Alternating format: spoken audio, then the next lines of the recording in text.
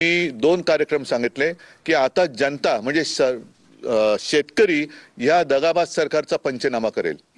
म्हणजे काय करेल की हे शेतकऱ्याची जी मागणी आहे की कर्जमुक्ती तिथं झाली पाहिजे, 50,000 रुपये प्रति हेक्टरी त्याला मिळाले पाहिजे, ती शेतकऱ्याची मागणी ती त्याला मिळाले पाहिजेत।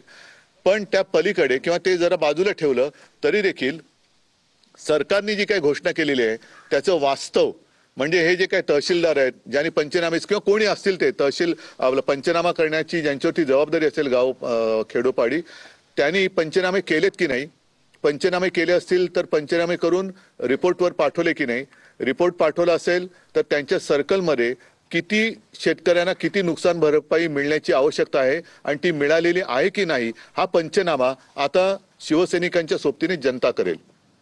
आणि दुसरी गोष्ट अशी की निवडणूक आल्यानंतर फसवी आश्वासने दिली जातात, थापा मारले जातात।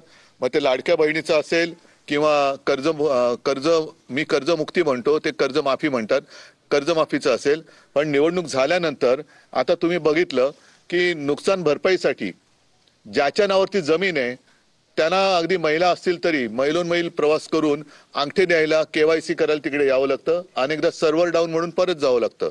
तर हे सगळ्या गोष्टी बघितल्यानंतर जसं नरेंद्र मोदीजी आपले पंतप्रधान यांनी नोटबंदी केली होती तसं मी शेतकऱ्यांना आवाहन म्हणजे विनंती केलेली की तुम्ही तुमच्यातले जातपात धर्म सगळे बाजूला ठेवून शेतकरी म्हणून एक व्हा आणि जोपर्यंत तुम्हाला मदत मिळत नाही, जोपर्यंत तुमची कर्जमुक्ती होत नाही, विम्याचे पैसे मिळत नाही, हेक्टरी 50,000 रुपये मिळत नाही, वाहून गेलेले शेतीसाठी माती मिळत नाही, बी बियाणं मिळत नाही, तोपर्यंत तुम्ही महायुतीला म्हणजे भाजप प्रणित आणि त्यांच्या कुबड्या भाजप आणि त्यांच्या कुबड्यांना वोट बंदी म्हणजे मतबंदी करा, तर आणि तरच हे सरकार वटणीवर येईल।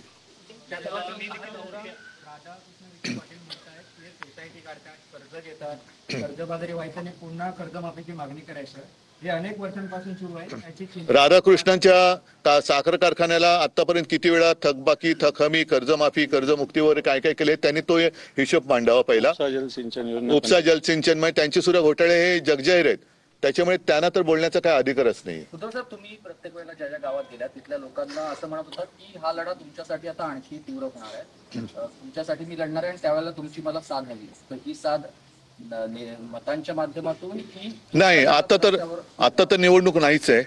तुमच्या लक्षात असेल की मी मुख्यमंत्री झाल्यानंतर कोणती निवडणूक नव्हती तरी कर्जमुक्ती केली होती, कोणती निवडणूक नव्हती तरी शिवभोजन योजना सुरू केली होती, आणखीन माझ्या आपत्तीमध्ये मदत सुद्धा केली होती। कोणत्याही निवडणुका नव्हत्या ना, मी कोणती परदेशी समिती नेमली ना कसला अभ्यास केला, पण एक माझी भावना किंवा माणुसकी म्हणून मी कर्जमुक्ती केली होती।